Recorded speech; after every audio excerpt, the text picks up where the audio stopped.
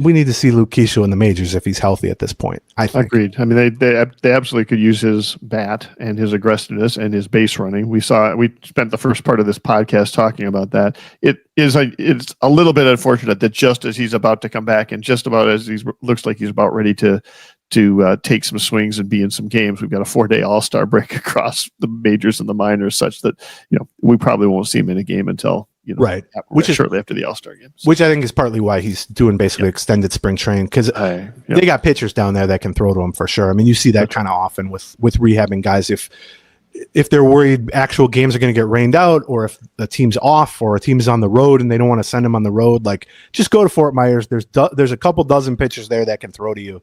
And it's more of a kind of a controlled environment. But yes, the news generally speaking on Luke Keaschall is very promising. And this could be an example of coming out of the break. Hopefully he's pretty much ready. You activate him. They certainly have room for him in terms of if he's anywhere near as good as we think he's going to be. Yeah.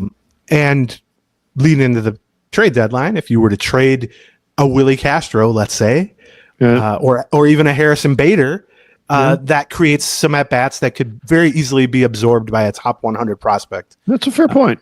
That's a fair point. Again, counter to the point I was making, which is there's not a lot of margin for error in terms of trading away some of those, future free agents or impending free agents.